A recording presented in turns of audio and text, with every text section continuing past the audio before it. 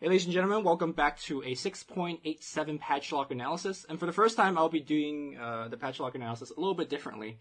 Because of the way that this patch lock is structured, I will be doing a two-parter. The first part is going to cover the general mechanics change, as well as the new items that's introduced, as well as some of the older items.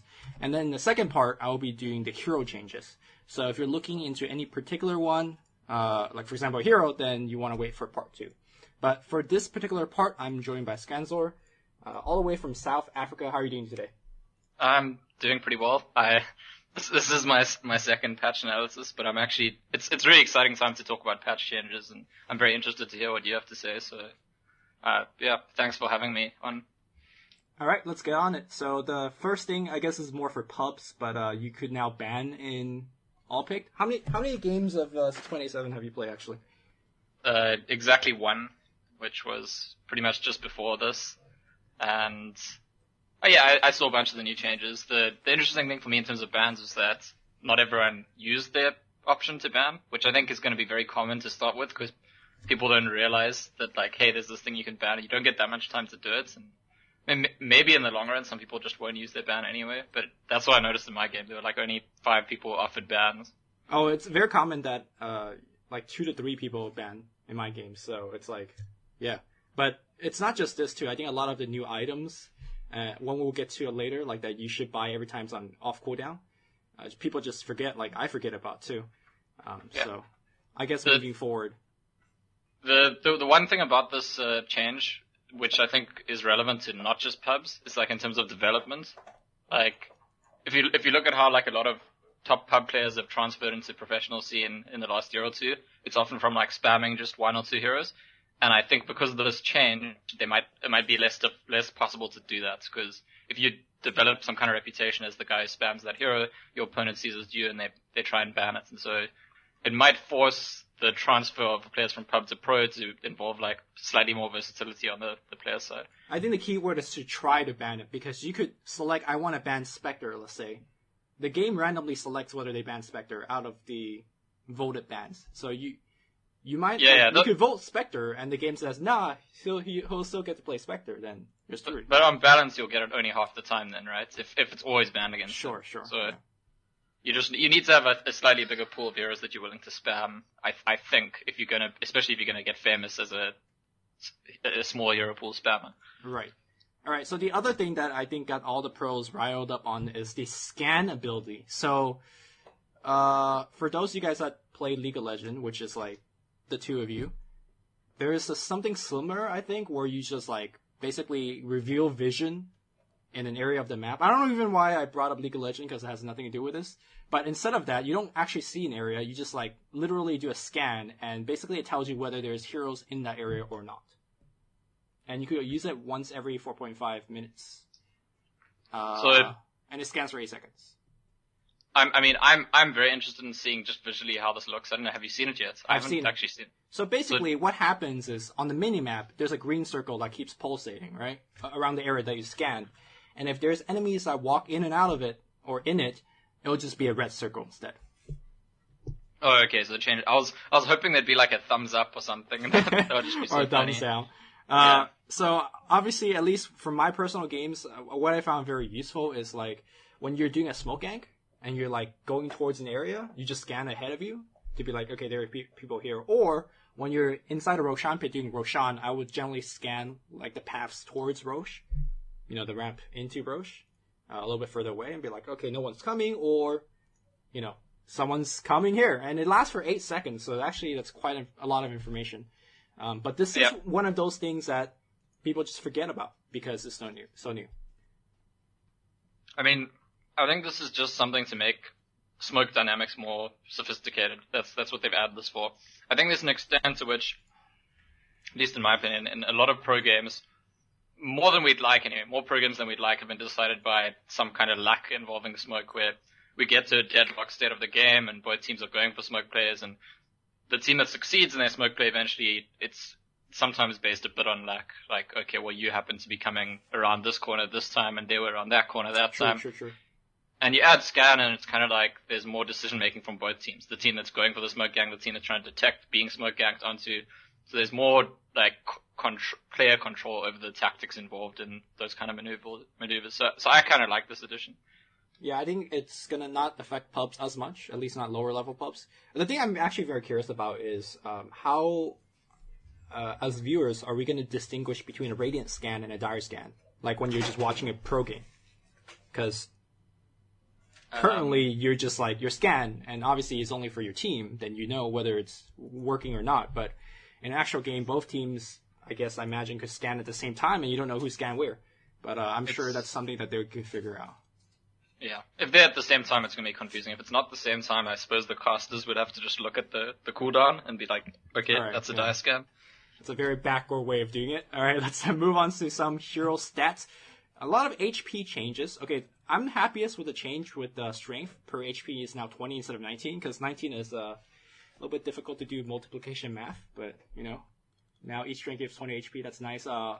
Everybody gets a little bit tankier. I guess we could sit around and talk about why that makes Feast on Lifestealer much better, but, I don't think it's that big of an issue. Yeah, I just want to say, it's all these stat changes together. For me, it anticipates the overall theme of the patch, in my opinion, which is that there's, a lot of small minor buffs in the direction of strength heroes. Yes. Having more base mana at the start is obviously much better for strength hero than having more mana per int, and obviously also strength heroes benefit the most from having more HP for each point of strength. Also, a little bit later on, I guess not today, but tomorrow when I do the hero change, you'll see intelligence heroes getting nerfed somewhat. But let's not forget that now intelligence actually give you spell damage. At least every 16 intelligence point, you get 1% spell damage. So, for example, Zeus is getting some nerf. Spoilers ahead. You might think, right, well, why is he getting nerfed? Well, his int now translates to a buttload more damage. Yeah, so I actually played Skyath in the one game I played because it's one of my favorite heroes, and I want to say that I noticed this intelligence giving me spell damage change. It made a difference to my hero. Well, so it kind of doubles up, right? Because how his what is his first nuke call? That also scales on his int, right? Yeah, exactly. So now, for each null talisman or for each component you buy, it's really adding a lot of damage to your spells. All right. So the other very interesting change that's been added is the tower is now, tier 2 tower now hits as hard as tier 3 tower, but I think skipping a little bit ahead is towers now grant armor to your heroes. Tier 1 tower gives you 1 armor, and tier 2, 3, and 4 gives you 3 armor. Yeah, so again for me this is part of a trend, which is there's a few changes which I think make it a little bit more difficult for teams to dive heroes at towers early on. Mm-hmm. A lot of people, I think, would see this change and talk about pushing and how it helps the defending team, and I think that's true to an extent. But I think normally in a push, the composition is such that, the pushing team just has the right composition that you can't deal with their push, and a little bit of armor is not going to be the difference maker. But where it comes out for me is early on when people are diving under your tower to try and kill you. And I think there's several changes actually made to make that slightly more difficult now. Yeah, I actually felt that quite a bit when I was diving under a tier 2 tower as Phantom Assassin, because, going for a kill, and suddenly they got way tankier. So the Doom that I was diving was 1 base armor. It suddenly went under the tower and it's 4 base armor, and that reminds me of something that you said earlier. This patch generally favored strength heroes a bit, especially the very high HP low armor. At least in that particular aspect, my PA was not hitting hard, and things not go well under that gank. Yep. I'm also I don't know. Do you know the difference? Maybe we should look it up. What was the difference between tier 2 and tier 3 tower damage before? How big was it? I don't really think that makes a big difference, right? Okay. Yeah, it probably doesn't. If it was double as much, I don't probably think it was. Not. Yeah. The true side thing is nice because I don't know if we said that yet. They changed the tower true side range from 900 to 700. It's nice because one of the things that's nice about it is the quality of life change in terms of recently they added that thing where you can see the attack range of the tower, right. And now you'd be able to judge the true side range, so you actually have that information. It's more friendly to the player or the viewer. And for me also personally, I don't know if you've ever experienced this, but this is a kind of when you're if you're playing on Dire and you're trying to sneak past the Radiant tier 1 by walking straight up the ramp and then going to the side. Yeah, that's something that. Yeah, that's something in mid lane that you could do, but it was very, very close, and it was very difficult to do, and now it'll be very easy to do. You could actually just sneak past there all the time, I think. before they even changed the map layout, you couldn't do that at all. Used to, because the ramp was much closer to the tower. Now you could definitely sneak by. As a scumbag bounty hunter picker, I'm down for this kind of change. One thing that I'm actually very curious what your thoughts are is the initial bounty rune no longer gives you experience. So I'm actually thinking that maybe the initial bounty rune is even not that big of a deal. Sure, you still get the 100 gold, but I thought the 100 experience is really what made the game dynamic so much more impactful, especially in the mid lane, right? Like you hit level 2 with 2 to 3 melee creeps with the bounty rune. And whoever hits level 2 first gives you that initial edge in that, small scale skirmish in a 1v1 mid lane.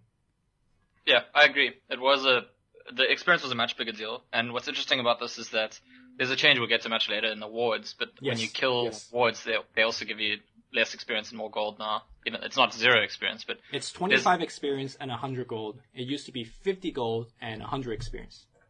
Yeah, so these are the two ways that you could get like that much faster level 2 than before in the previous patch, and they're both kind of being changed out, and maybe that puts a bit more emphasis on like the actual laning. You could see it as a buff to mid laners, which can dominate the enemy on level 1, because recently the level 1 stage has been so short. It's been straight to level 2, and especially again, if you add to a change we're going to get to soon, is the fact that the range creeps now have a lot of the XP for the day, and that's typically the creep that dies slowest. So those kind of like, your Queen of Pain that just naturally dominates the lane from level 1 might get more of an upper hand because level 2 takes a bit longer in the mid lane.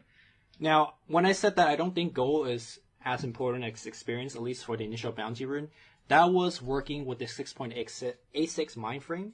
But coming into this new patch, you gotta keep in mind that there's a lot of really early game items you could purchase.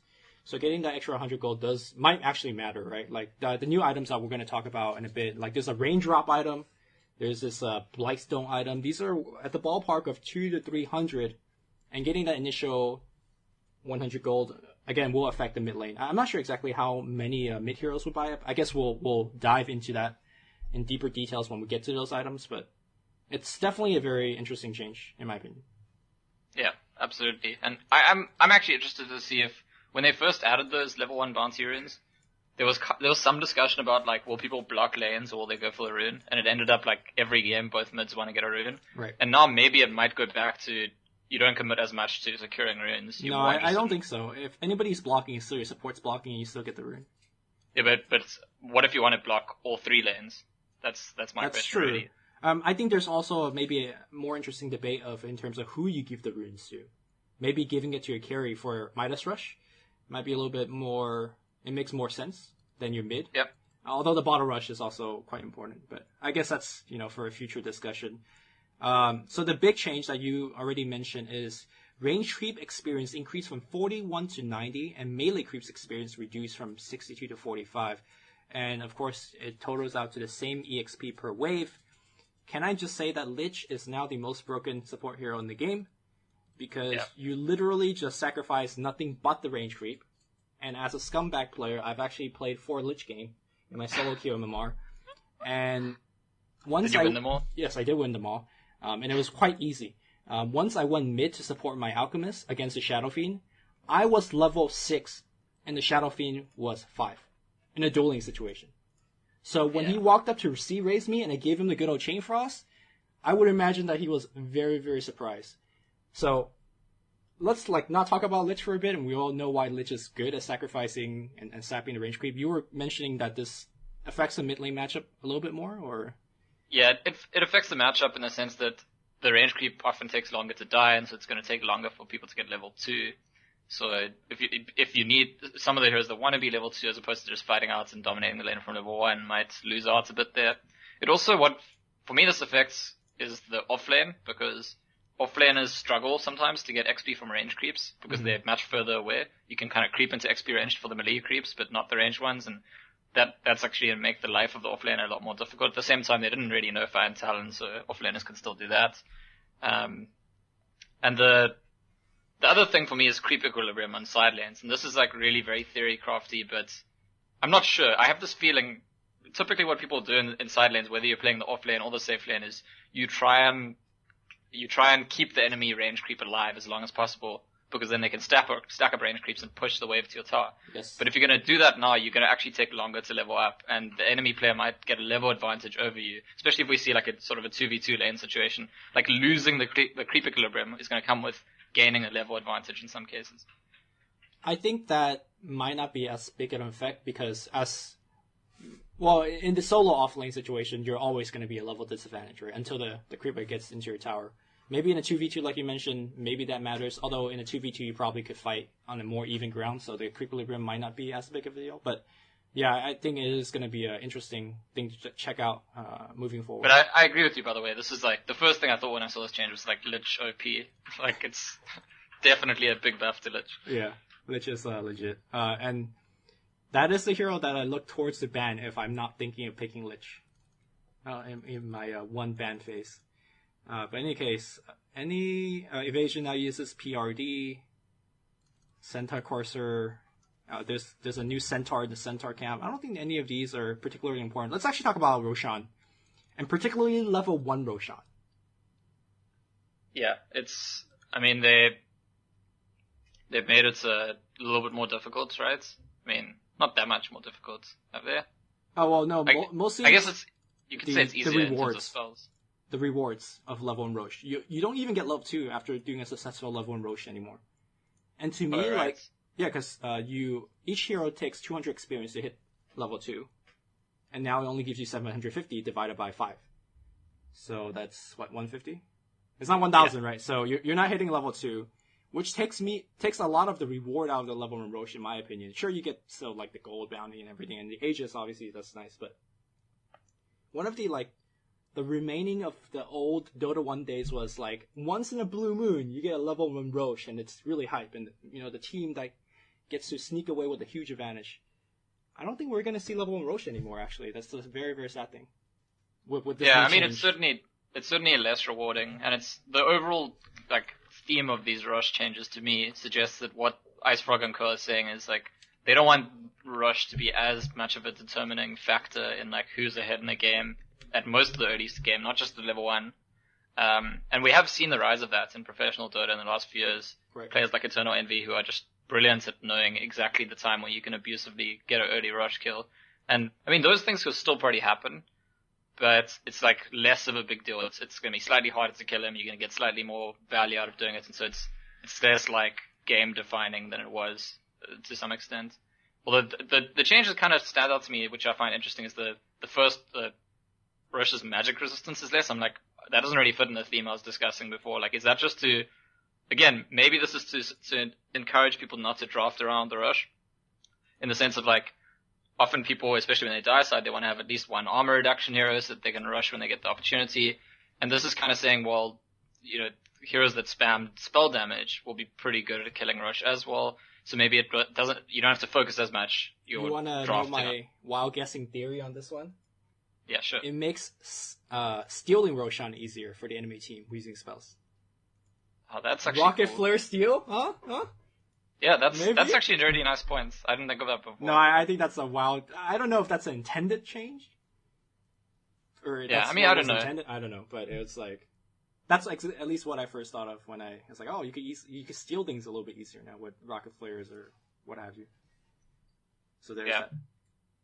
All right. A lot of these change I don't really need to talk about. One thing that we did not mention about the scan is you cannot scan the Roshan pit.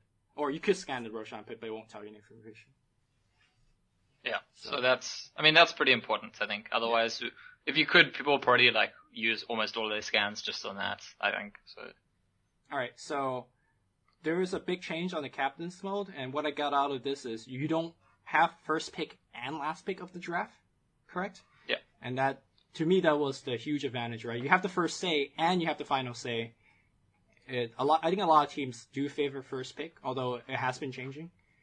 So, what's really important here, so this is something that I've followed specifically. Every tournament I start and cast, I usually, in Knoxville now, we, like, make these spreadsheets where we actually mark down the selection priority. I mean, personally, I think this is something we should capture in the game. It's, like, really valuable data. Sure. When teams, like, choose first pick or second pick or Radiant's die, it should just, like, record in the game somehow. But anyway, everyone's been choosing first pick, and most people have been choosing Dire, and there's been this kind of general understanding that it balances each other out. And what's interesting to me is that there's been a lot of changes in the last patch and this patch where they're trying to make the Dire advantage a bit less, and I almost see this change as meant to go with that, because if Radiant and Dire become even, then first pick is like, it's even more unfair that first pick's better than second pick because the Dire doesn't balance it out. So what we'll probably see going forward is that it's gonna like spread out a bit more and become more diverse, and I think that's something that's really cool in terms of like, you might have your team that prefers first pick, you might have your team that prefers second pick, you might have another team that prefers Radiant, like all of them could be valid choices, which is really exciting for me.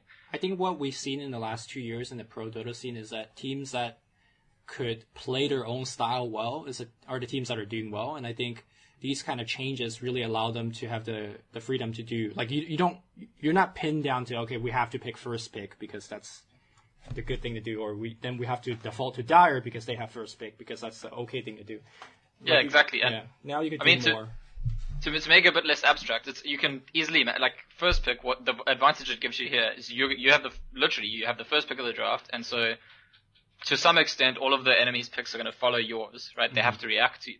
Whereas having second pick, you have the last pick of the draft, and so that means that you could come in with like the broodmother cheese when so it's very easy to understand that different teams might benefit from those things. Yeah. There are a lot of these kind of armor type change and damage type change from like basic to hero. To me, that's just like making the game make more sense. A lot of these are the relics from Dota 1 where like, oh, you have pierced hero damage, or I don't think we really need to sit here and discuss that, because I imagine that most of these values are kept relatively similar to what they had before.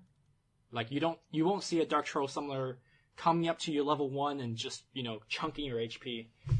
I imagine it's fairly similar.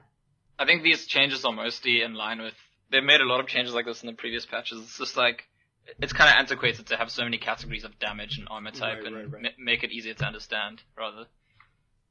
Alright, so there is a lot of terrain changes, which in the show note of the video, you could actually, I'm going to post this link.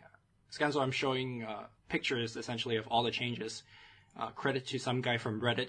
The only thing I do want to mention, there's a lot of juke spots and whatnot. The only thing I do want to mention specifically is that on the Dire off lane, now you could stack Ancients. There's a path where you could walk down to the Ancient path. You could get a very easy stack. In fact, if you have spells that could just drag the Ancients out. Beastmaster off lane was already very good. Although the new Beastmaster off lanes, you don't actually level while access. Maybe I think Tidehunter off lane actually makes a lot more sense, right? You could just stack it, Anchor Smash, and just get away with it. Beastmaster already had a next level way to do it without access, though. I saw MVP doing this, actually, where you could, like, cut through the trees to the side and just put your boar there and your hawk and just, like, attack and go over the cliff. I didn't see. Okay. Yeah, so you could actually do that, technically.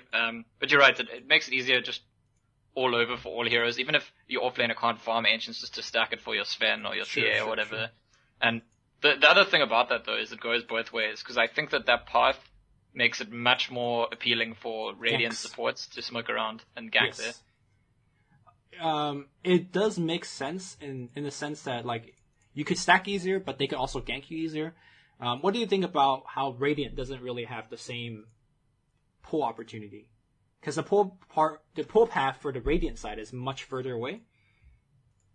Oh, you mean for stacking? Yeah, for stacking. Because I feel like in the last couple of patches, Ice Rock has really like tried to make both sides of the map fairly similar. Adding another pull camp to the Dire side where they could also pull in the offlane now. I think the reason I think it's okay, I don't know. It's difficult to see, but it's much easier for the Radiant mid to stack Ancients than the Dire mid. Sure. So okay, fair enough. I feel like for the Dire offlaner to stack being easier than the Radiant offlaner, that might be fine. I guess the argument would be that offlaners have more time on their hands to just randomly do things. Mids kind of need to be at the lane, so maybe it is still a bit of an advantage for Dire. I don't know, just an interesting thought. And that's all the terrain changes. I'm going to spend the bulk of our discussion time on the new items, because I feel like there's a lot of very interesting discussion. Again, just to kind of put a disclaimer out there, Scantzor has played altogether one 6.87 game, and I play 6. So take what we say with a grain of salt. It's also, I think anything that we say in a patch analysis, like, if any reasonable person knows that to understand a patch it requires lots of testing. That's like, so all of the things we're saying, even though we're trying to analyze and we're trying to say something that's reasonable, it's kind of speculative, right? It's like there's so many little factors in Dota that interact with each other, and it's difficult to foresee how because of these 12 things put together, this thing is good in that way. So except the fact that Lich is OP. Like I could already tell you that with 100% certainty that hero is broken, at least in pubs. Yeah, my point is just like anyone who really wants to understand the new patch, what you got to do is go out and play lots of games. Like no matter how many patch analyses you listen to or watch, you still got to play a lot. Alright, so the new item is a Bloodthorn. You combine a finished Orchid, a Crystallis, and a Recipe. So basically, here are the stats. I won't read it out, but the active is now, you already get the Silence, as before, and of course the damage amplification, no, not the amplification, but the soul burn damage towards the end after Silence ends. And now all attacks onto the Silence target, including from allies, gains True Strike, as well as an automatic 1.35 critical hit. And the other big thing is the cooldown is down to 11 seconds, yes. The duration's 5 seconds, so that's like pretty busted actually. You could just like half of the time be silencing someone. Right. So, do you want to talk about the effect first, or who will get this item first? I mean, we could talk about them together, I suppose. For me, like, again, the thing that stands out to me about this item is, for a long time in Dota, there's been this thing, in my opinion. I mean, I don't know if you remember, you go back to Dota 1, there was a stage where people on Agi carries would buy Hex quite a lot. People like Faceless Void or whatever, and that was still when Hex used Oblivion Staff and Yules, and a lot of the appeal there was like, you want Oblivion Staff's actually a really nice item to buy on a agility carry, because it gives you like that little bit of extra mana regen, but it's also like damage and attack speed. And they've changed a lot of the items that could do that historically, and Orchid's been the only one recently where it kind of gives you the intelligence, the mana base, the regen, but also is a combat item. Yes. But the problem has been that if you're a truly combat-oriented hero, in your top 6 items, you still can't have an Orchid. So you have to replace it later. It's slightly inefficient. And now we have this thing where if you want to go for that, like, help your mana base, but also be a combat-oriented hero, you can get the Orchid early on as one of your first items, and it still scales very late into your top 6 items, which I think is really cool. Queen of Pain and like maybe a Windrunner is like the first heroes that really come to my mind where, like you said, the physical damage part of the hero is taken into effect. What about the fact that now you have another way to deal with evasion? I think earlier you mentioned Hex used to be the answer, alongside MKB obviously. But yeah, they got rid of the recent ATOS effect as well. They kind of switched them around it. Right, and I think it makes a little bit more sense here, but the fact that your team also gets critical hit on top of this, that's pretty insane. I was very happy on my game of PA that they never finished this item, because it will wreck a PA hard. I mean, is this the most expensive item in the game now? I think Dagon 5 is still more expensive, but... Okay, yeah. An actual, it's more expensive than Rapier. It's like... Yeah. So it gives you a really powerful effect, but it's also very expensive. And also consider the fact that the heroes that depend on evasion later on are typically going to have BKBs as well. Yes. So, and this doesn't really get you around that. Although I would make the argument that by the time that you get this item, you would imagine that most BKBs are down to low second charges. So in a longer team fight, maybe you could wait out the BKB and then use it. And also, I'm not sure if the argument of like, oh, this is a very expensive item, so it's not that big of a deal. That argument is good because if you think about Orchid, that's a fine item, right? People rush for that item first. You don't have to finish Bloodthorn 30 minutes in the game. You could hold onto your Orchid for maybe a 40, 50, even 60 minutes. And then should the ultra late game comes, maybe Bloodthorn is what you want. Because can you imagine like your Queen of Pain just using Bloodthorn on the enemy Spectre and suddenly your Sven is also like giving him a 1.35x crit per hit. Yes. So I mean, my big question here is this item existing a big enough reason for Klinxes maybe to go Orchid instead of Desolator? Because Desolator has been by far the popular build for Klinx recently, but Klinx does naturally go into crits, so it kind of works really nicely for him. And having the shorter cooldown, being able to buff the Orchid's cooldown, I think is quite significant in terms of like how you're going to fight. So I'm just wondering if there might be somewhat of a move back towards Orchid on Klinx potentially. Why not both? Yeah, I mean, that's actually, I mean, yeah, I guess you generally have to make a choice early on, like, because both Deso and Orchid are items that are really beneficial the earlier you pick them up. I guess you could get a Blightstone in lane, that's minus armor. And it's full glory. You could, and that's actually, by the way, I mean, we're not at it yet, but it's very relevant to hero like Clinkz. The Blightstone changed the game. Actually, let's skip down to it. We could skip down to it after this. Yeah. So Blightstone is a new item that they created, which instead of the recipe in Medallion, it's going to do the minus armor part. It costs 300 gold. You buy it, it just reduces armor by 2 for your attacks. And it goes into all of the armor reduction recipes, basically the Desolate and the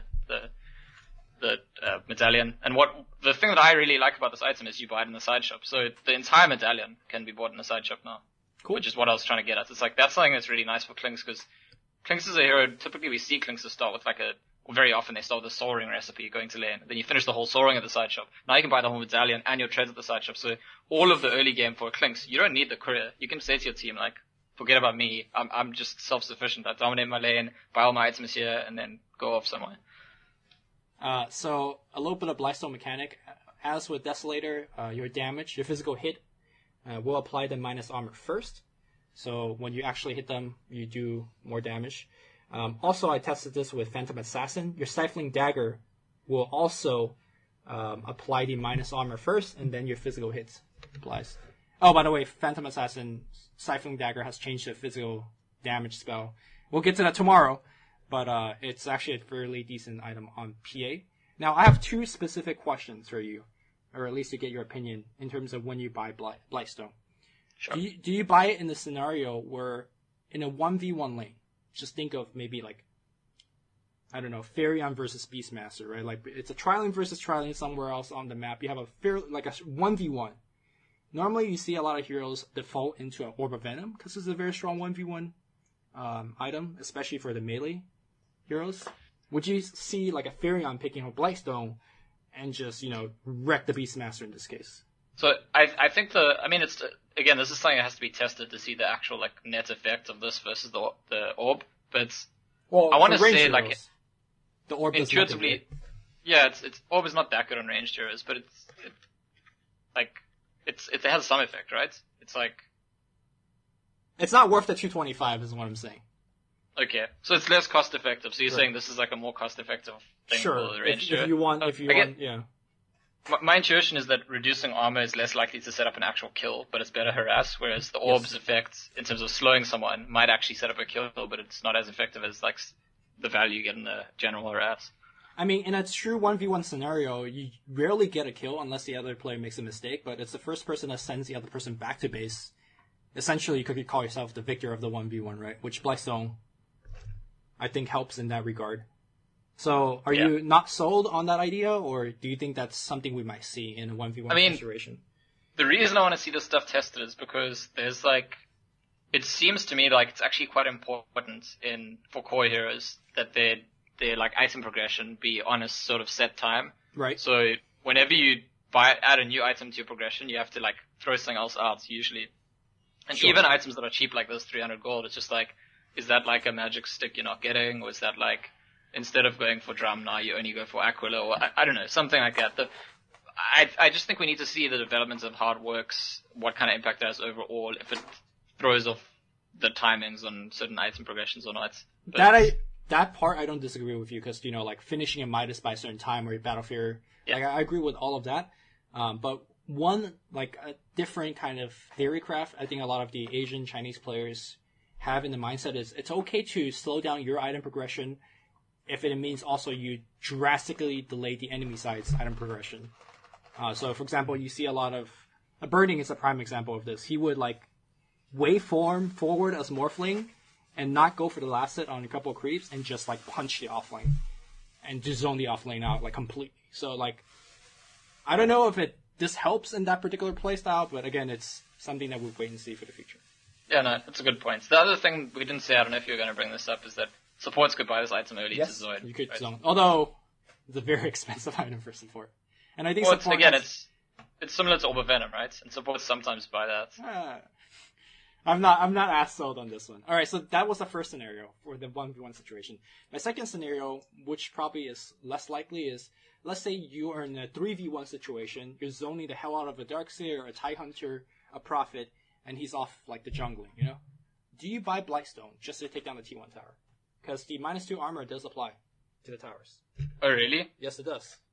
Oh, yeah, you absolutely 100% do then. I didn't actually realize before that it applies to towers, but I think people going for early towers will always want to have one of these. Actually, I think it's like definitely going to be a thing. Okay. Like, I can imagine a Klink's safe lane or Klink's off lane, whatever, like being a nuisance, right, with this. This is actually something that the top teams have become specifically more efficient at recently that I've noticed, and I spoke to some players at the Shanghai Major about this in particular. Like, whenever you have an opening in your lane, because the off lane is gone or something, like, whenever you get close to the tower, actually trying to deal damage to it. Because in the past, you'd see carries kind of like, oh, my waves at their tower, I'm just going to go back and, like, farm the jungle or something. But there's a lot more emphasis recently on, like, getting the chip damage you can on the tower whenever you can, and taking down those tier 1s as early as possible. So I definitely think we'll, for that exact purpose, see people getting an early Bloodstone. Alright, good, cool. Alright, so let's actually go back up, because we skipped Echo Saber, which is a new item being formed by Oblivion Staff and Ogre Club. So you get a mixture of attack speed, strength, intelligence, and damage, and mana regeneration, so a little bit of everything. And you're really buying it for the passive, and it only works on melee hero. It causes the melee hero to attack twice in quick succession, so one attack right after the other. Your double attack applies a 0.6 second 100% movement speed as well as attack speed slow, and it has a 5-second cooldown. So before we first discuss this item, like having a general idea of how it works, the first game of 6.87, I played against a Tiny having this item. Can you imagine a level 16 Tiny that blinks on you, avatars, and give you 2 whacks of the trees? Yeah, it sounds pretty scary. It hurts. I played against the Sven who bought this item, and it's funny because, like, you can see why, because Sven, if you get 2 shots off in a fight with your ulti on, you, like, kill the whole team or something, and now you get 2 shots in the time of 1, but at the same time, again, like the discussion we had before, Sven's a hero that, like, gets 6-slotted early on, so where do you fit into progression? What do you buy it instead of? So I think in, like, the pro scenario, it probably wouldn't be something that a Sven bought, it would just happen in my pub, but, this item is nice in the sense that, kind of what I was talking about the Orchid upgrade earlier, this is an item that allows you to, like, deviate a bit as a carry, get, like, something that gives you a bit of mana, but it's still sort of combat orientated. Historically, it's just been the drum, right? In the whole of the last patch, if you wanted to be, like, a carry hero that got something that's sort of stat-based, works for carry, but also gives you mana, you'd always just buy drum. That was the only option. Drums. The price is fairly equivalent, right? Yeah, and the stat gain is actually really good, by the way. You get 10 intelligence, which Oblivion Staff only gives you 6. So there's like a bonus 4 intelligence coming out of nowhere for free. Alright. Is this the new drums? It only works in melee, so a lot of the range cores won't be getting it. A Gyrocopter, for example. I'm not sure, they do different things. I mean, we'll see later, drum did get nerfed, but drum in terms of like the auras, the move speed, attack speed, etc., that's still something very valuable to have. Sure. So maybe if you've got someone else in your team buying a drum, this could be the new drum for you. I really regret not buying this item on PA, because it would have been an interesting, like, food for thought, whether you're, basically your crit holders should be buying it, your Wraith Kings, your PAs, your Juggernauts. I would imagine a CK would love this item, right? Like, it gives you essentially everything you need. And if when you reality riff in to get a double crit hit, remember that crit actually applies minus armor now, like, you could wreck some heroes. Do you think the effect of this item would work with PA's daggers now that the daggers apply an attack? I don't think so. I regret not trying it. I bought an SMY instead. And we could talk about SMY a little bit later on, but for now, let's get down to infused raindrops. It costs 225 gold. It gives you 0.8 mana regeneration, and basically it's an item that has 5 charges. Every time you get hit by a fat 50 magic damage spell or proc, it will block the next 120 magic damage of the same spell, and each proc has a cooldown of 4 seconds, and it will block 5 times. You can't buy it when you leave the base, which I think is a big restriction. Yeah, it is. And this is, so last time when I was talking on the Defense of the Patience podcast about this item, this is the thing we spent the most time on, because both the other people on the podcast were like convinced this item is totally broken, and I was like not sure. I think it's broken if you could buy it right out the base. Yeah, if you could buy it right out the base, it's obviously broken, and that's in terms of just the blocking, the second part. But what they were saying, and I've actually had an opportunity to test it now, 225 gold for 0.85 mana regen is actually very good rate. Like, forget about the second part. It really is. That's like more regen than what like a Vlad's or a Basilius gives you. Okay.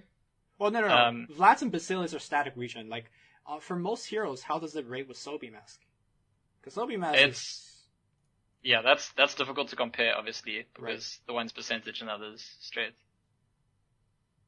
You could make the argument now that the plus 0.85 mana regeneration is less important now, because everybody gets free 50 mana. I don't know. I don't know. In the game that I played Skyath now, I bought this at the 3-minute mark, and it felt really good to me, like in both regards. So the people I was talking to last night, they were kind of extremists about the mana, and they were like, basically saying that the passive thing is like a drawback, so the enemy can break your thing and stop you regenerating mana. I don't think that's true. You're not buying it for the... I don't think you're buying it for the regen. You're buying it for the charges, and of course the regen is just like a nice little bit benefit, right? I think that's how you should look at the item. Yeah, so so I bought this on a Skyath Mage, and this was like I had like this item and Tranquil Boots, and the enemy team ganked our safe lane. I was like a support Skyath. They ganked, there's an offlane Timbersaw plus a Venge ganking in. They went on me, used all their spells, and I lived. Right, so... That's a Sky. That was cool. That was like, yeah. So, when the enemy mid Lina picked up an Ill Scepter, I bought this on a support lich, like 15-25 minutes into the game. I did not die to his combo. Yeah, that's... Yule's exactly. LSA, Dragon Slave, Laguna, I walked away, I mech'd, and I laughed at him. Like, I don't know if the scenarios we're bringing up are like the corner cases. We're playing the support heroes in this regard. My question is, as an offlaner, 3 minutes in the game, as soon as it becomes available, do you buy it? That's scenario number one. Scenario number two, as a carry, maybe after you push down the enemy tier 1 tower, your supports are now off to gank. Do you buy one for yourself as an insurance plan for the inevitable gank that the enemy team will do on you? I mean, so one thing that's for sure is this item will be more popular earlier on than later on, in my opinion, because it's one of those things where once the people ganking you understand how to like judge how much it protects you from their gank, they'll get smarter at how to gank you and when to gank you, and deciding like, okay, we have enough damage to kill even through that potentially whatever between 50 and 120 damage block. It's sort of an unnatural thing to be like when you're against Verify, you kind of know they can heal themselves, but this is more like you have to sequence your spells differently. So you use a 50 damage nuke first before the 120 or something. So once people learn it, it might be less effective in that sense. But at the same time, if you consider having like a wand and this item and a fairy fire, all of a sudden there's a lot of skill involved in like those early interactions, and I can see players like Mid-One for Fnatic really benefiting, because these are guys like just done very well when people dive him early on, and he's got all these tricksy like wand and Nyx's carapace and fairy fire, and add this into the mix, and it makes like you can build every hero into like a pseudo pack with all these little tools. But the question remains, do you buy it on those heroes? Like, is it worth? Because 225 is no joke, especially if you're talking about, let's say, a mid-puck who needs to hit the timing for the Orchid, or an offlane that needs to buy a Blink Dagger, you know? Let's say, think of your Slaughter here. Or a carry that needs to finish a Midas. Like, you know, can you just randomly throw 225 down the drain for this?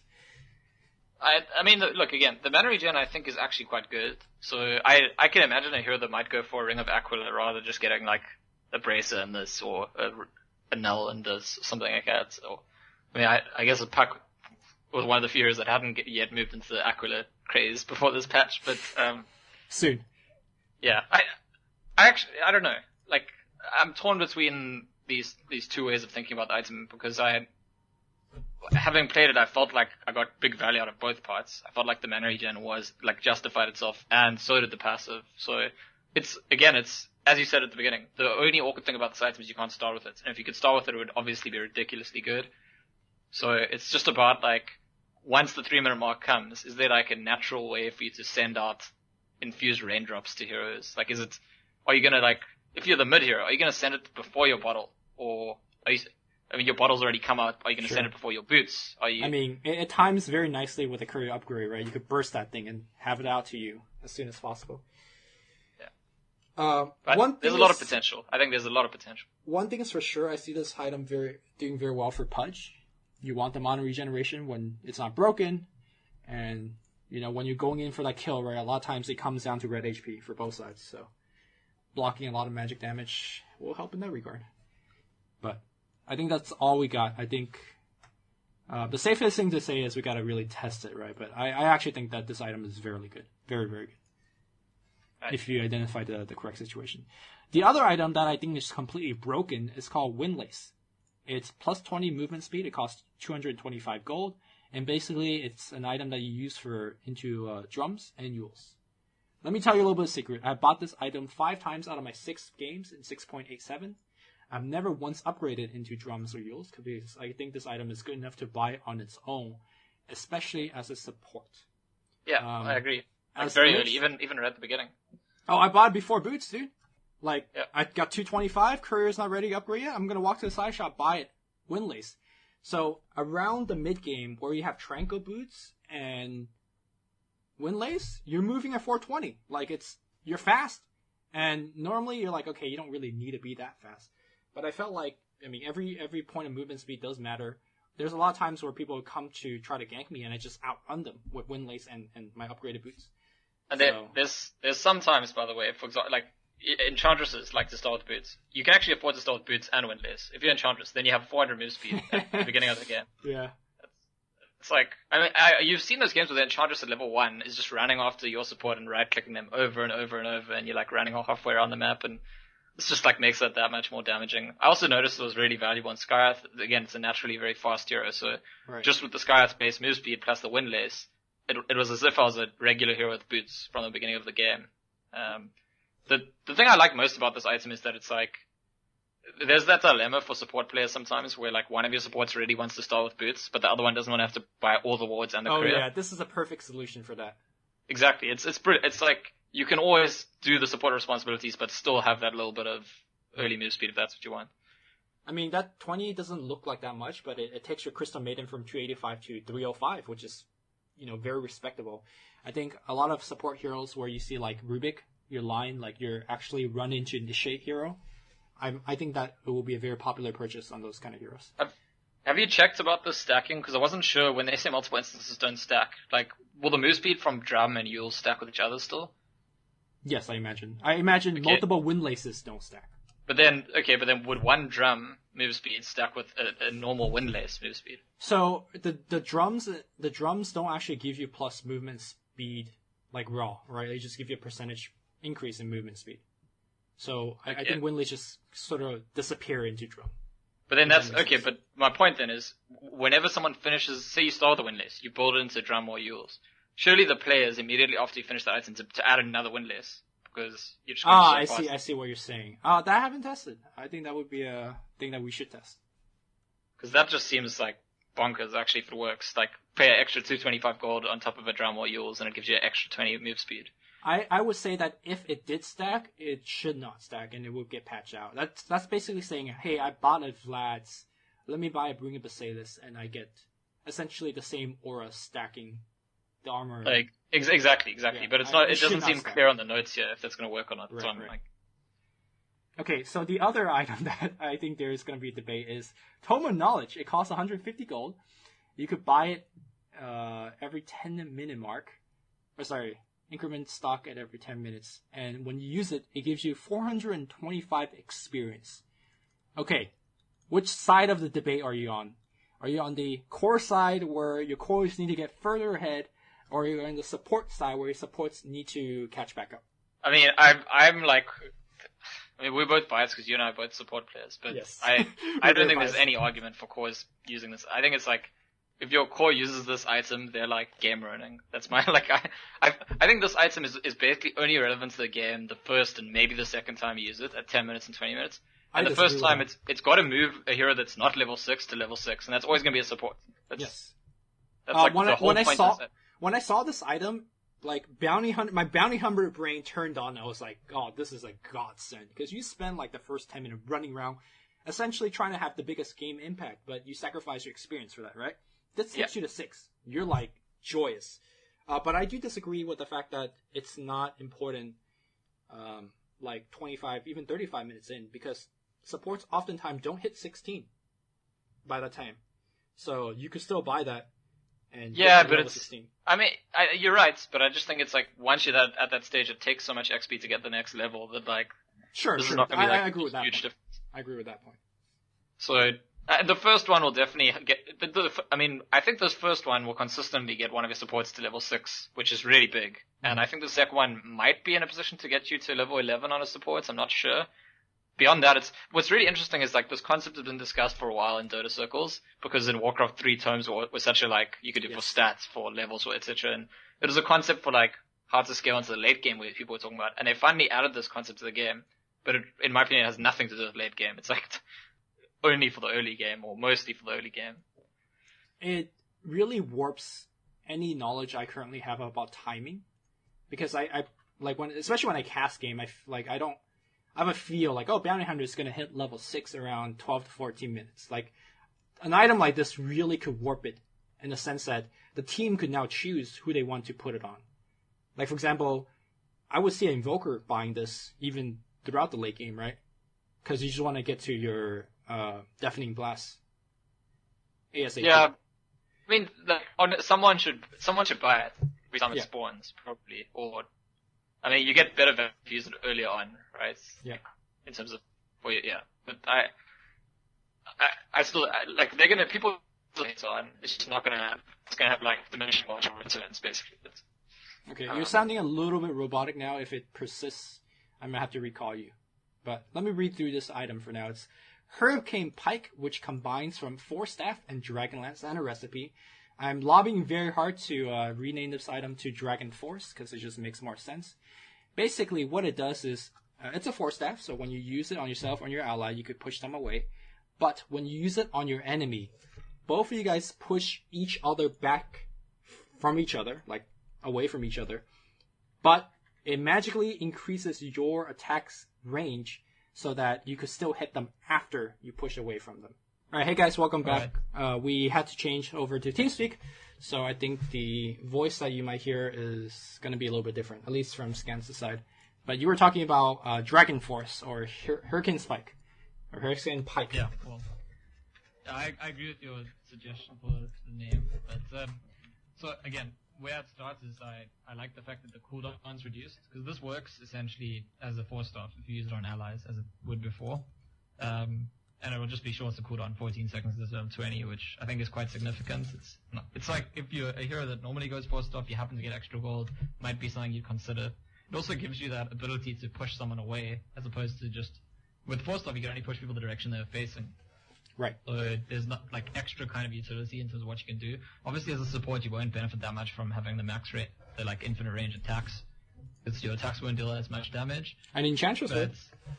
Yeah, Enchantress would. I'm sure everyone's seen the clip of the Enchantress like 2-hitting someone after using this item. Right. But for me, the most interesting thing about this item is that it gives a reason for core heroes to buy 4-star, which they haven't done a lot recently, and it gives a reason for support heroes to buy Dragonlance, which they've basically never done. Because it kind of like, the support already wants the 4-star and the core already wants the Dragonlance, and now you have an incentive to put the two together. If we end up seeing a lot of supports building into this item, I think it'll change the game quite dramatically, just because supports already buy stuff like Ether Lens, but if you have, say you have an Ether Lens and you have a Hurricane Pike, suddenly like all of your stuff is really long range. Yes. And in terms of positioning for how fights go, it's like so much easier for supports to stand further away, makes it a lot more difficult for cores to fight, and in some sense that's kind of the theme in this patch. And you know, these days we have Glimmer Cape, I've got a small buff this patch, Ghost Scepter got a small buff, there's this Hurricane Pike. There's just so many kiting tools that they're making the game a little bit nicer for supports, I think. I agree with that's how the game is going direction-wise. I just don't agree with supports getting this item. Sure, you get to push away and kite and whatnot, but you just don't benefit from the Dragonlance aspect. I mean, sure, you could attack them from further away, and that will, in theory, help you survive more. It's just that your attacks really don't do that much, right? And upgrading a 4-staff into Hurricane Pike, it's so hard for me to say that, costs you an extra 2150, right? That's a dagger almost. That's a Glimmer Cape. That's an Aether Lens. So I would make the argument that having Force Staff plus Aether Lens or having Force Staff plus Dagger gives you way more survivability than this combined item. So I don't see any reason for supports to pick this up. But it's not for your survivability. That's the thing. It's for having a dagger is not going to help you save one of your allies, right? What do you mean it's not for your? Like the I'm saying is Okay, keep going. Sorry. The active of this you could use to push an enemy away, right? And it's not just pushing them away from you; it's pushing them away from your whole team, right? Like you imagine the 5 heroes all running at each other. Suddenly the Sven doesn't have a BKB yet, so you just push him away. Now, once that nice initiation, Sven, you just blinked in and I pushed you away. I mean, yes, in that particular scenario, I could see that from happening, but most team fights, when the core goes on when Sven goes on your Crystal Maiden, either two things happen. Your Crystal Maiden just flat out dies, and then Sven just changes target. Or your Crystal Maiden somehow miraculously survives, and you waste a good 3-5 seconds of BKB charge of your Sven. Well, okay, hang on. I'm not talking about the situation necessarily when they go on you. I'm talking about so imagine you have a 4-star, and you're standing behind an ally to cover them. And the enemy team goes on that person, but they're not facing away from the enemy, they're facing towards the enemy. So using your force on them won't save them, and using your force on the enemy won't save them. I see, so you're making the argument that Sven goes on your Spectre, and Spectre gets stunned. You get to force the Spectre and the Sven away from each other. Well, no, it's not going to move the Spectre. Oh, right. Just move the Sven further away. It potentially gives you a knockback effect. That's what, sure. Force Staff has never actually been a knockback effect. So I kind of do agree with you. I feel like justifying a drag, it seems like a luxury. It seems like this is a situation where you already have your Ether Lens and your Force Staff, and what do you know? You've got a lot of gold. Okay, fine, you'll upgrade. And I still think that there's better luxuries out there. Like for an extra 2k, that's half an Aghanims. That's halfway towards Shiva's Guard. I just don't think There's rarely a correct scenario where I think a support should be getting this. I think this is more of the previous scenario where we talked about core is actually wanting to pick up Force Staff, because Force Staff is just a great utility item. Like the first hero I thought of having this particular item is let's say Shadow Fiend, right? You benefit from the 20 agility, the 15 strength, the 10 intelligence, the HP regen plus 130. All the numbers match up to what Shadow Fiend wants. You Force Staff away, you have more raises options. You could think of another range core, let's say a silencer, whatever. If you want to build that pup zombie glaive attacking thing, this is yours. I think this item could be really good on draw, actually. And the one downside is you're buying a lot of items, none of them add agility, but they've actually, I don't know if we haven't got there yet, but Dragonlance now includes agility. So plus 20, yeah. Yeah. And Drow's a hero that back in Dota 1 I used to always buy 4-staff on, and this is when 4-staff it had a quarter staff in it. So it was you get some mobility, you get some mana, but it's also got some damage and attack speed. And then they changed 4-staff, so it didn't have that anymore. It was just the staff was doing the Ring of Regen, and it felt much more difficult to justify in a hero like Drow. But with this whole composite item, Dragonlance and Drow is not bad. Sometimes people buy it. They've been preferring Drum recently, but we'll see later. Drum got a bit of a nerf, so if Dragonlance Drow is a thing, to add this into the mix, and instead of going for Blink, you've got that maneuverability, and actually forget about the regular force, the actual, the new active of this upgrade could be really relevant to Drow, because people are always trying to gap close onto you, and now you shove them away, keep your ulti on, and for sure. Them. And I think for the support should buy Hurricane Pike arguments out there, I think support just can't take advantage of this particular part, right? You can push this Ven away from your CM, and your CM hits them back. Okay, your CM's hitting for 60 damage or whatever. So, I guess where I'd come from with the support thing is that this is supports will buy this if the game goes in a game where it goes late and they're very rich and have if you're 6 slotted and you need to upgrade your 4-staff, sure, okay. And in my mind, the reason that's interesting is just because often my analysis of pro games recently is that in the late game, people exaggerate the importance of the carries. Mm-hmm. It's not always. It's very often. It's as often against decided by the heroes with the control. I completely agree. I completely agree. So those adding items like this, I think, makes it even more so because in the past we got Moonshot and Abyssal Blade, all these big upgrades which are for cores. But if you have a big upgrade for support as well, that effect kind of scales with the game. Where I agree. The later the game goes, the more it's how good your supports are at like kiting and maneuvering and stuff like that. I just think that supports rarely get the chance to replace items. Like, let's say ditching a Force Staff or a Hex. And I think adding now you get an option to upgrade to Hurricane Pike, goddammit, or just going for another item altogether. So I think just having more options is good. Although I still, I stand by my point that I don't think you should. I mean, I'm pretty sure I'll be proven wrong at like TI8 and somebody buys a Hurricane Pike on a support. What about to support Mirana? How about that? Support Mirana? Yeah, push them away and you get a long range arrow. Sick. Yeah, and like Mirana is like one of the supports that sort of moves into like some DPS. Right? Sure. I've actually seen my teammate buy it on a sniper today. He started with a Dragon Lance, and the enemy Clockwork was becoming a real nuisance, like hooking onto the sniper every fight. So he was like, okay, Hurricane Spike, Hurricane Pike. That makes sense. I mean, it's heroes like Sniper and Drow really like they get punished by gap closes. Having an item that like uncloses the gap, it's quite interesting. Yeah. All right. Any words on Dragon Force before we move on? No, that's enough. All right. Let's talk about Basher and specifically Abyssal Blade, because this Abyssal Blade had a huge change. So it doesn't take the Sacred Relic part. It now takes Vanguard and a 1500 recipe. Obviously, with this change, you get much more HP and a lot less damage. Especially in conjunction with the last patch change, where a lot of the damage in these items predicates on you proccing a bash. When you don't proc a bash, you deal very, very little. Yeah, and they've reduced the bash damage when you do even proc further. as well. Yeah. But I mean, I like these changes because I think that buying bash and Abyssal should be about the stun and not about damage. I don't think these should be thought of as damage items. In my opinion, in that frame of mind, it's like a direct buff. Like the situation before where you're like a Phantom Assassin and you rush BKB and then immediately buy an Abyssal Blade, you're not gonna be able to do that. That'll be terrible. Yeah. But the situation where you're like already got 4 or 5 items on a carry and then you're going Abyssal just to lock someone down through BKB, I think this item is just buffed because they've halved the cooldown essentially on the activatable. Yes, I agree with that. Huge. Like, yep. That's like, you know, typically you think about ultis and you're like, do they have that ulti ready? You think about BKB, do they have their BKB ready?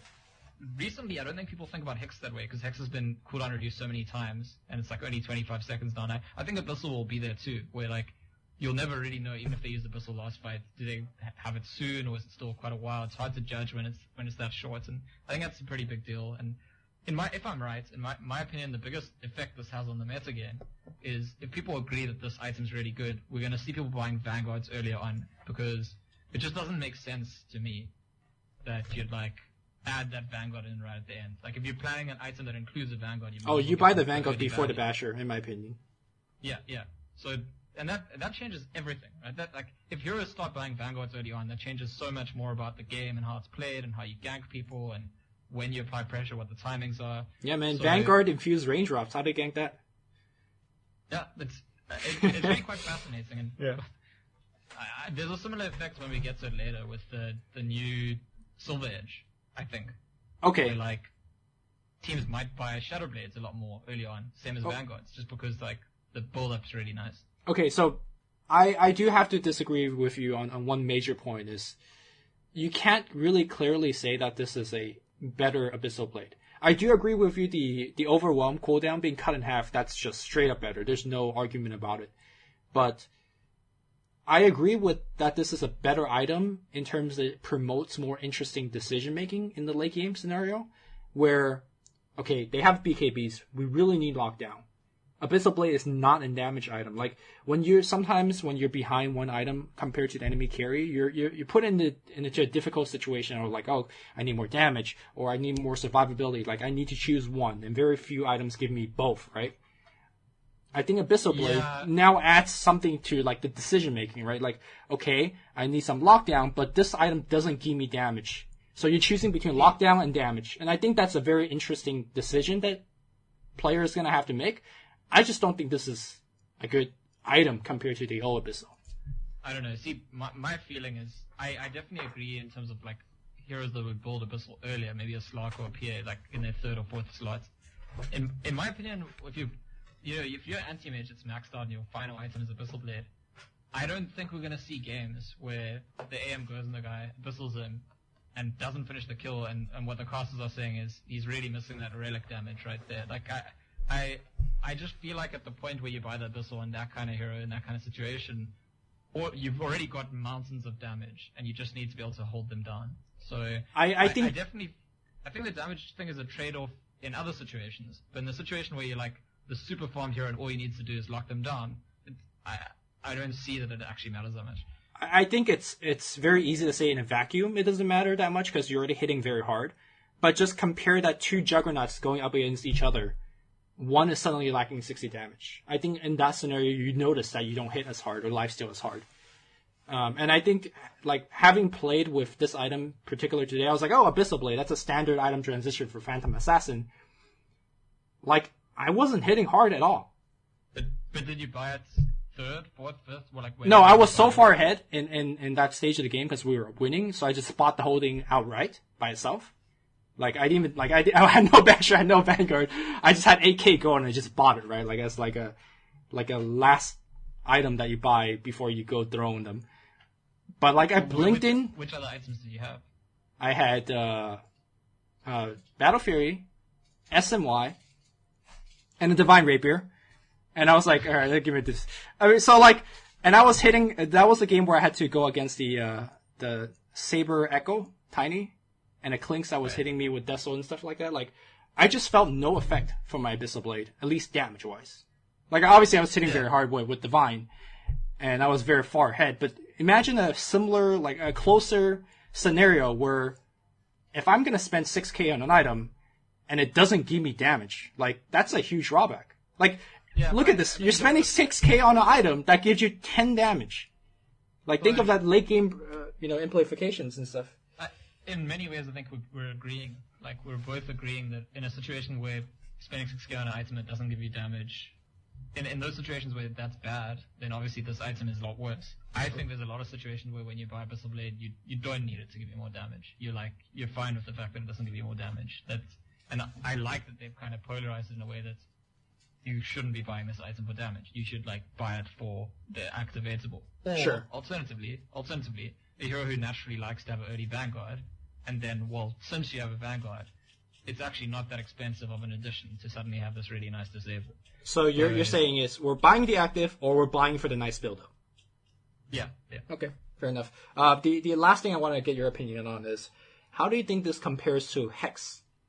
Because relatively the same cost, you're mostly buying it for the utility. Stats comes in, once in a while.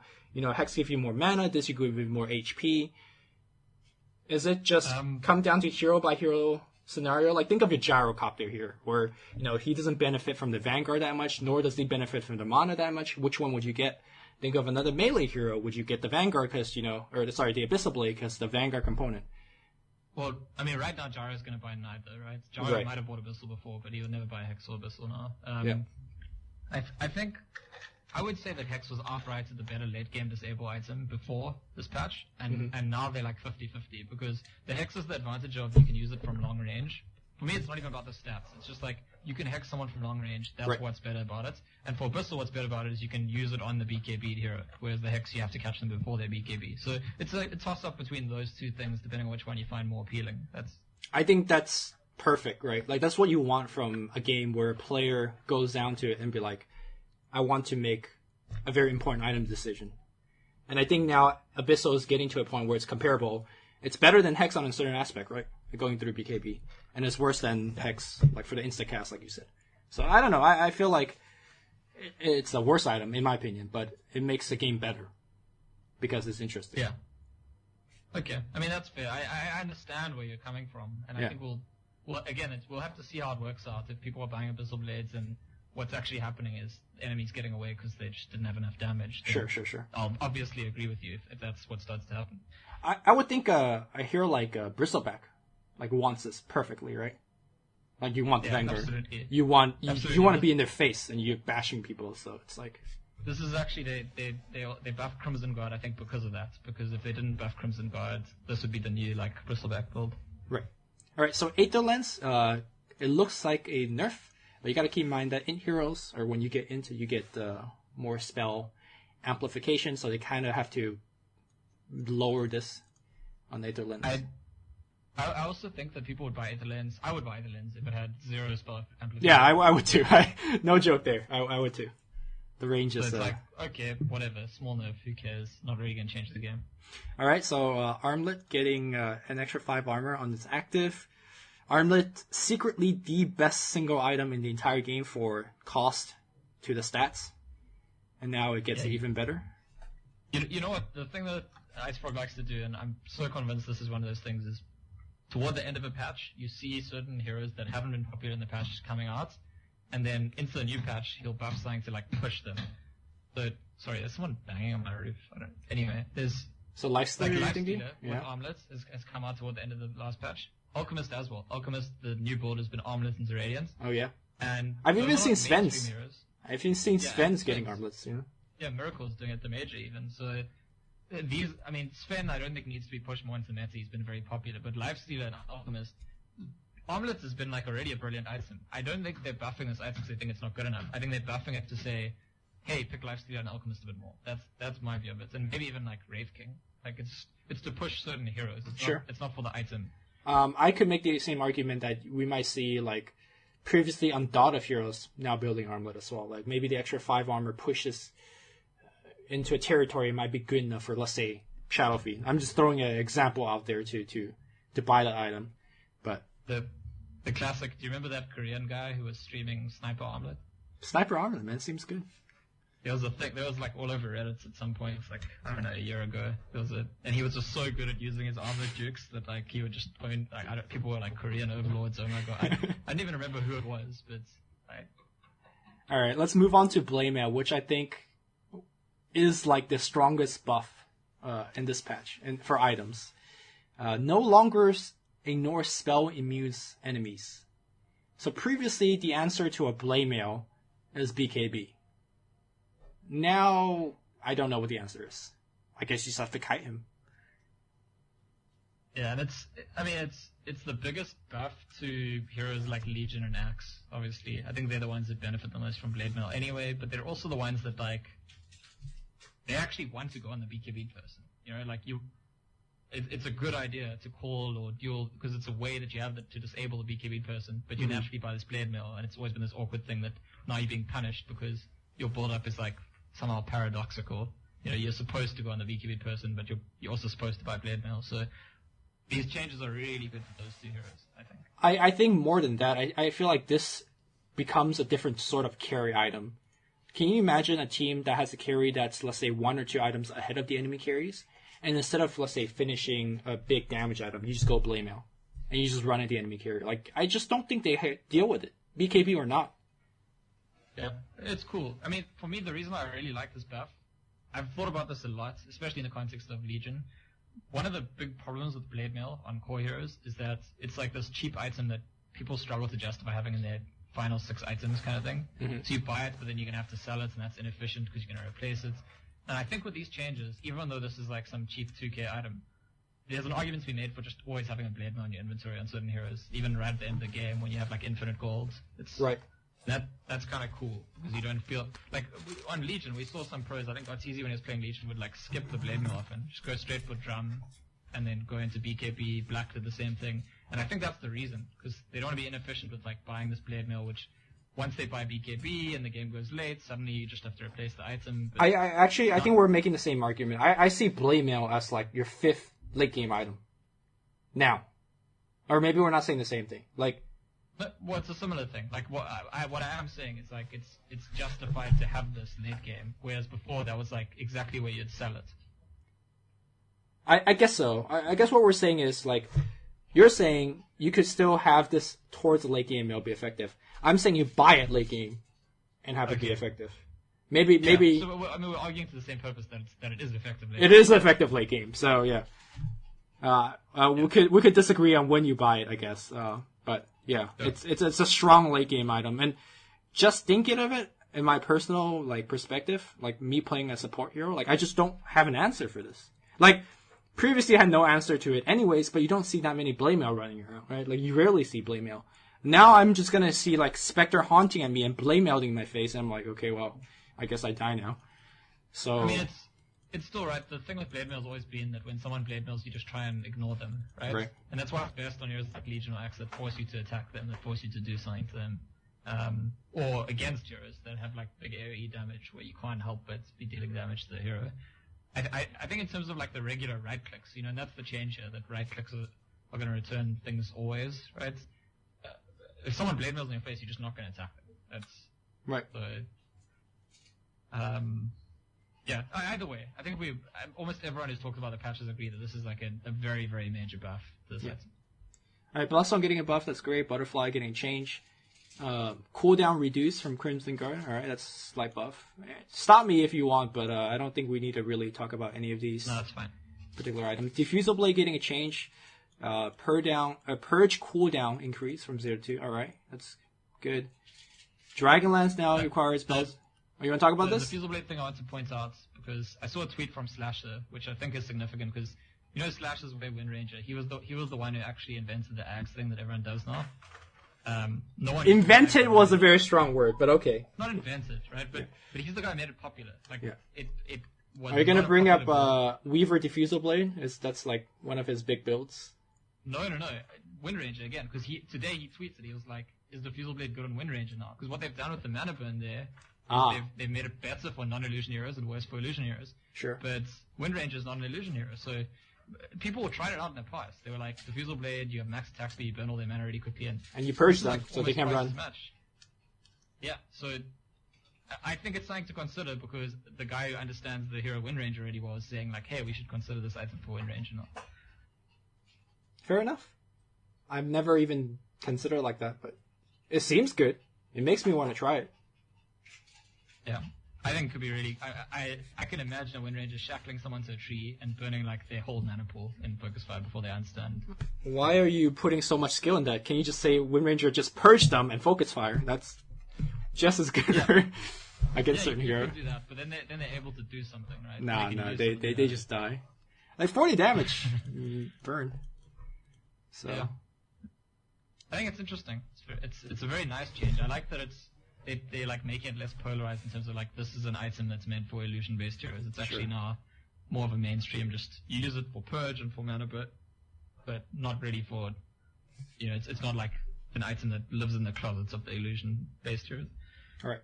So Dragonlance getting changed. The drum nerf that we've been mentioning quite a bit. Basically, the stats has been reduced a fair amount, which I find interesting because like there's always been this debate between drums and Ring of Aquila.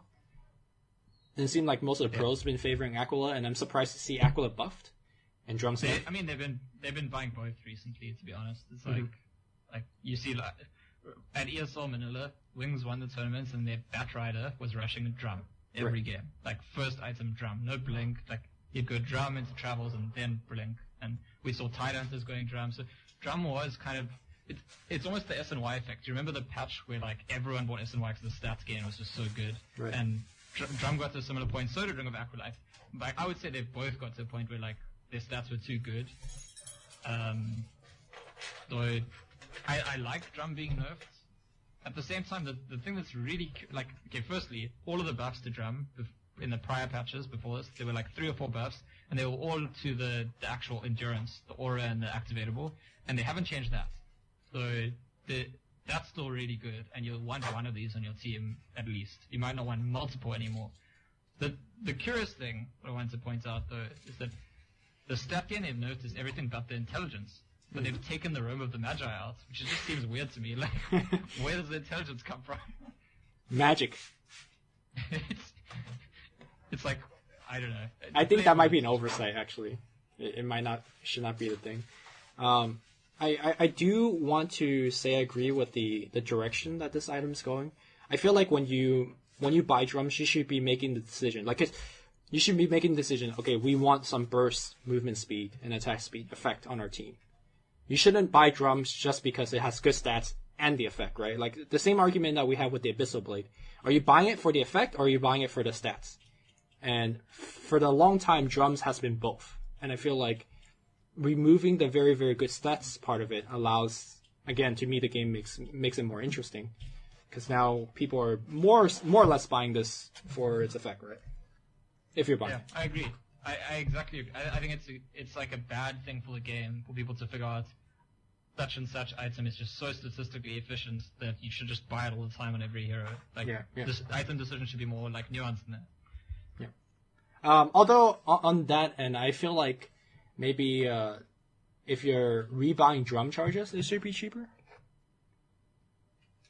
I don't know. How often have you rebought a drum recipe?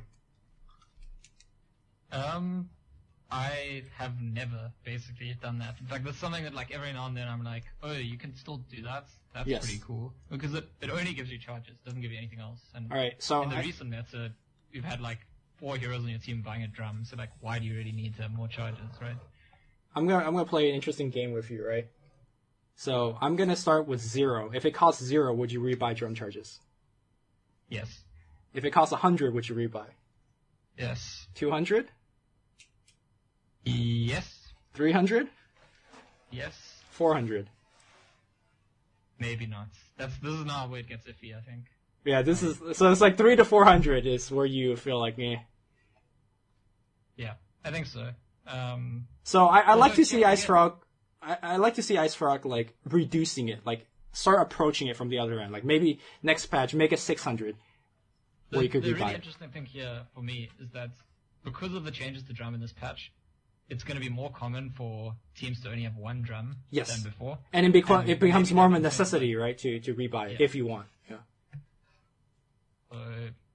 Maybe, I mean, it really is just like such an insult to the item that they add a ring of regen and 3 HP regen, because that is just like, no one cares about that. That's like really not relevant. Because regen is an important thing, but most heroes have like some item that gives them some regen that they already want that item anyway. You know, I used to make the exact same argument when Tranquil Boosters came out, like, because there wasn't really good items for regen before Tranquil Boots, especially on supports. I'm like, it's regen. Who cares about regen? And then Tranquil Boots has really taught me valuable lessons. But I do agree with you that so many items also has regen that this particular one having regen is just not a big deal. People buy a headdress for Vlads now, right? Or for their mech, or they just buy Tranquils, or you have either lens. Like there's so much. There's so much. Yeah. Yeah.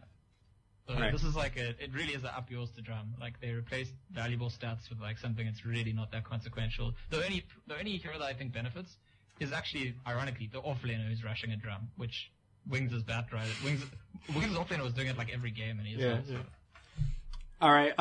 So some changes to these particular items. I don't think we really need to mention. Glimmer Cap actually reducing by 20 mana is fairly big because a lot of heroes. And they reduced the cost of the shadow amulet, so it's like double buff to Glimmer Cap. Oh, okay, great. Guardian Grief's getting a price nerf. All right. Heart getting a little bit of changes. I've calculated the math. You get 50 bonus HP. Or is it 500? 50 bonus HP from it. Because remember that the strength now adds 20 instead of 19, but, reduce a bit. Yeah, I mean, there's a lot of small buffs, as I said. Yeah, small changes. Heroes, but so you want to talk about Halberd from earlier, right? Did I want to talk about Halberd? I can't remember. You were saying that it was an interesting part of the game. Now you could disarm range heroes in terms of... Oh, no, you're talking about Shadowblade and... Yeah, I was talking about Silver Edge. Silver Edge. All right, we'll get to Silver Edge in a bit. So, Lincoln Sphere getting cheaper, good.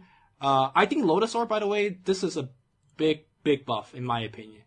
Now requires an energy booster instead of 900 gold recipe. So, obviously, you're getting more stats from the same price, but the build-up is just perfect. How many times have you started with Arcane Boots and disassemble it into an Aether Lens? And now you could do the same thing if you want to go down the path for Lotus Orb. Yeah, and I think it's important. We're at a point where if you're buffing Lincolns, you should probably buff Lotus Orb in some way as well. Sure. Otherwise, one of the items is going to outrun the other. Although I feel like they do very different things. They do. Like you get it for different reasons, in my opinion.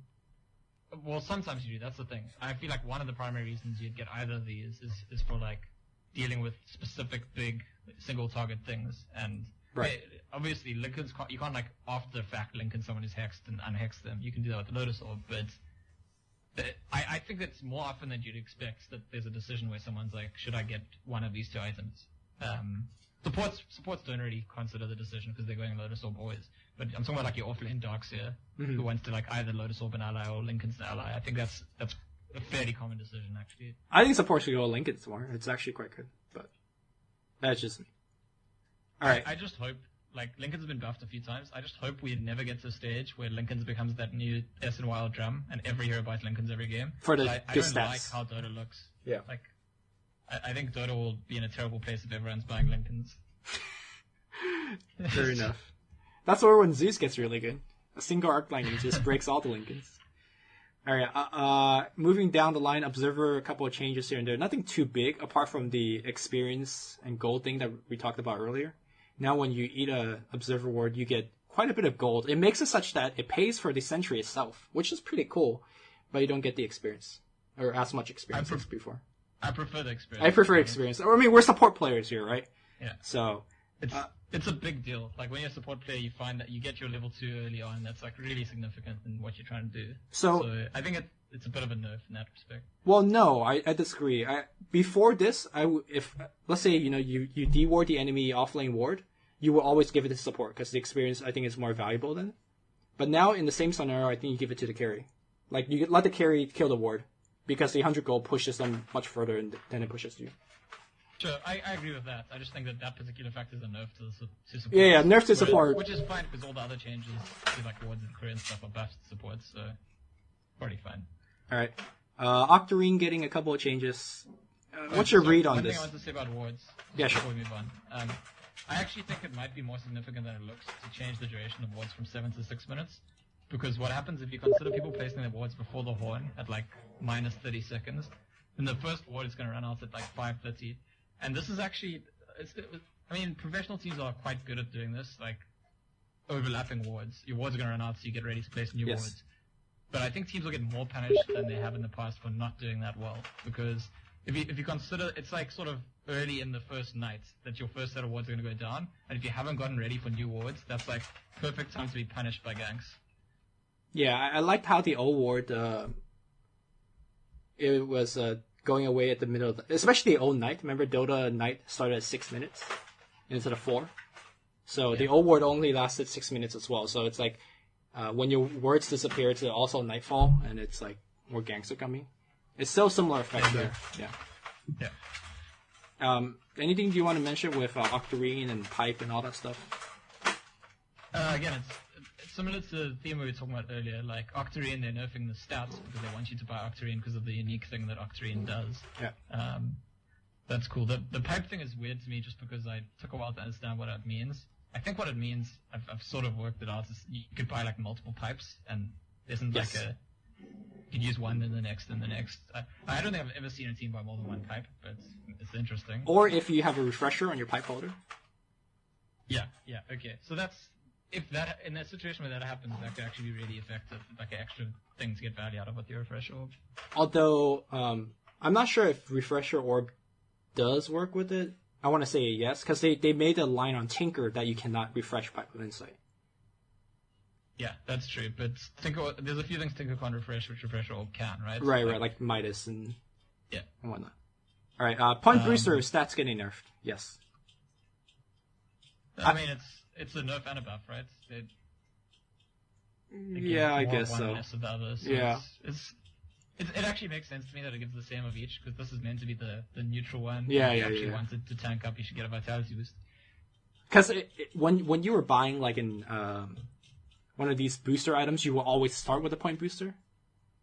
Yeah. It felt like it just felt right, but now maybe there's a little bit more decision to be made. But in any case, Ring of Aquila getting buffed. Well, sort of. You reduce an armor, which is a pretty big, but you do get 1 more damage, and also Ring of Osiris. This is an overall nerf, right? It is overall nerf, but it's not a strict nerf, which was what I was expecting. Like, to me, like, I felt like Ring of Aquila got away with murder in this batch. I mean, again, so these nerfs are exactly because Intelligence Heroes started buying this item. Yeah. Like, and I think this is actually maybe enough of a change that they won't, to be honest. Sure, that's fair enough. I mean, we used to see it like the double ring of protection leaving the base when it gave you +3 armors each, right? And we never saw that again when it only gave +2. So sometimes 1 point of armor is all you need. It's also this is like a slight buff to the early, what's that item called now? Talked about earlier, the new Blightstone. Blightstone, there we go. Yeah, because if the armor gain of like cheap items is slightly less, then armor reduction is slightly better. All right. So a couple of item changes. Rod of Atos, no longer True Strike. Who bought it for True Strike? All right. So maim chance increase from 15% to 20. Maim slows increase. I want to talk about SNY for melee holders, and that's the reason why I bought it on PA today when I should have bought like Echo Saber to test things out. Maim chance increased to 30%, essentially double for melee heroes. Well, increase for all heroes, but for melee heroes, your maim slow is essentially the same. Yeah. So, I mean, this is great actually because, and again, it gets to the same thing of like SNY was such an efficient item, everyone just buys it. Yeah. And they're actually forcing a split there. Like, I think SNY is going to become a much worse item on like Gyrocopter or Shadow. Oh yeah, for Gyrocopter and Shadow Fiend, yes, but yeah. For the current melee heroes, there is no other option. I feel like. Oh yeah, it's brilliant for them, but they're making it like, you know, the same way like Ring of Aquila. It's an agi item, so why is it so good on stats? In heroes are buying it. SNY now they're saying this is more a melee item and range. You know, you shouldn't just indiscriminately buy it on any carry. Okay. They basically labeled it. They've said this is a melee item. Like I think you have to think twice on ranged heroes now, where before you didn't at all. I still think Yasha is good enough, and the stats on the Sange is good enough where you could still buy it. I don't know. Do you remember seeing like? I remember seeing Gyrocopters and Shadow Fiends, like especially when Shadow Fiend was in that patch, like. You rush your SNY and you get that one meme and that's a kill guaranteed. And I don't think it will be. I think the slow is like too little now to be like, okay, I maimed the person, they're dead. Sure. So I mean, maybe that takes a while to affect people's decision about what to buy. And obviously you'd need something with a similar price range that competes. Otherwise people would still buy it anyway. But I think it is actually a significant change. I think the stats on this item is still too good, is my point. Good enough for the range heroes to pick up the item just for stats. Well, my argument would be then that they failed in what they're trying to do, because I think there's a very clear like a theme direction in this patch, which is like to say we want people to think more about the items they buy and not just like automatically buy top stat gain items. I think they fail as well, because right now as a carry hero, there's no other item that helps you farm faster and gives you survivability. I guess you can make the argument of like Helm of Dominator because it helps you stack, and then it's armor and lifesteal, but it's just not the same, right? Like SNY is just the tried and true. That's Do you think there's a possibility of range carries with SNY being a bit nerfed for them and Drum being a bit nerfed? Is there a possibility of more of them going Dragonlance? I think that's the direction that's being pushed, right? Like Dragonlance into Dragon Force. You know, like you get the range heroes are like these like, like float like the butterfly and sting like the bee, right? Where the melee heroes like Burly and just runs in and smash things. It would make it for interesting team fights, maybe. I don't know. Alright. Yeah, I think it would be cool. I also, especially if you consider that they added agility now to Dragonlance as well. Like, I think it's a possibility that that's the direction things could end up going. I don't know. Alright, so the theme that we've been mentioning is that you shouldn't buy an item for stats. Which leads us to Silver Edge. Which you are just buying this item for stats, right? Because in every single shape and form, the new Silver Edge is better than the old Silver Edge. I mean, is it not? The reason that I think Silver Edge is so great, actually, is that typically heroes that buy items that include Ultimate Orb, like, are a little bit sad about the fact they have to have an Ultimate Orb in their inventory. It's like, you don't really want to spend 2k on 10 to all stats. Like, you don't really, it's the same as like buying a Reaver on the way to Hearts. The Reaver doesn't do that much for you. And what's really nice about this, and this is why, for me, it's comparable to the Vanguard Abyssal thing, where, like, we might see people getting early Vanguard because they know it could become an Abyssal.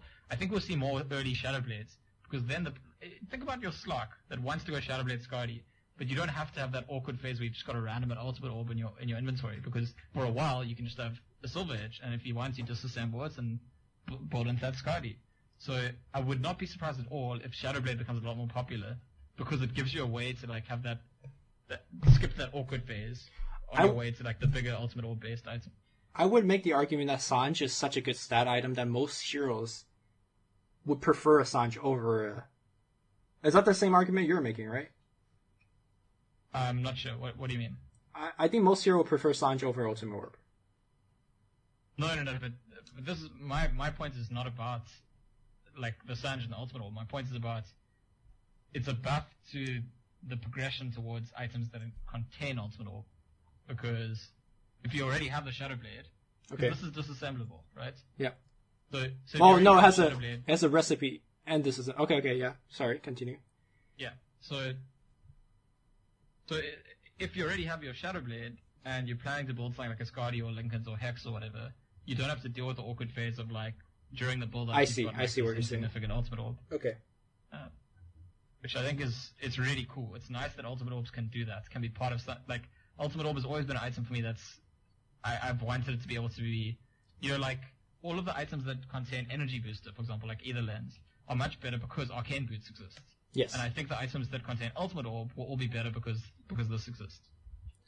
Right, but would you see Morphling just making a pit stop to pick up a Shadow Blade? No, Morphling won't. But would you see Medusa doing that? Like, there's a lot of people that do buy Ultimate Orbs, and they just don't think they will pick up Shadow Blade for the reason that you're saying.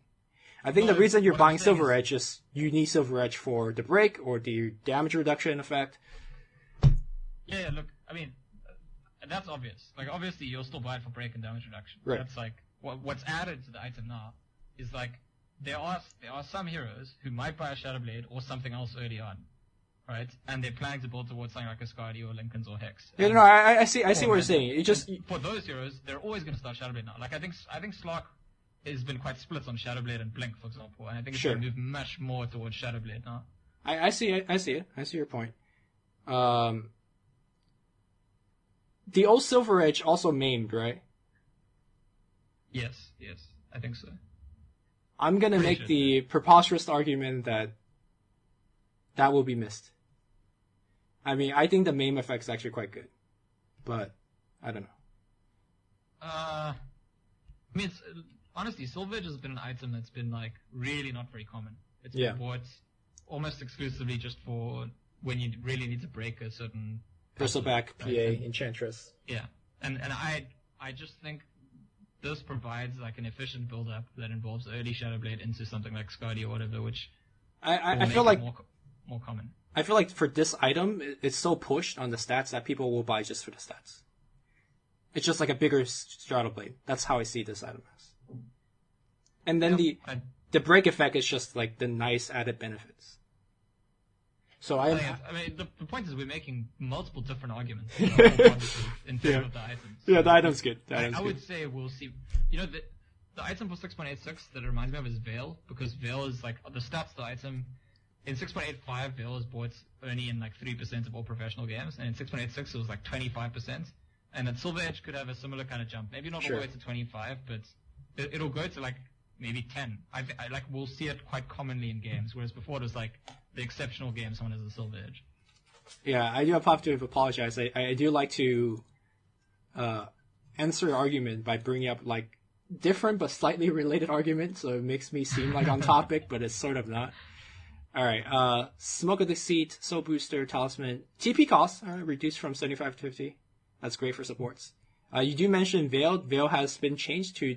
How many times have they changed this? Jesus Christ. Now it's Helm of Iron Will, 2 no Talisman, and a 400 gold recipe. Okay. Yeah, this one's a straight nerf.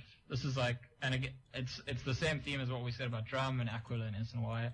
People started buying this item too much just for the stats. Right? Yeah. And it was like the debuff would be a bonus. Like EGM Silencer would just buy this item every game, even though like... it's not like you're getting anything in the debuff. It's just like great stats and you're a silencer. People started buying it on OD. So the item is still good, but it's not gonna. They might have had a concern that if they nerf the Aquila a bit and nerf the Drum quite a bit, that Veil's like the next. Everyone just buys freaking Veils because of the great stat efficiency and just avoiding that potentially. Yeah. You can make the argument that maybe mid players will buy it because starting double nose. Like, it's not bad for stat-wise, like, in the laning phase. So now, maybe this would better. Veil debuff now dispellable actually makes me sad a little bit because it used to be such that if you veil on top of a clump of PA, you know which one's the real one. And now he's just like, oh, I could do my thing now, and then now you don't see me, or now you don't know me. Yeah.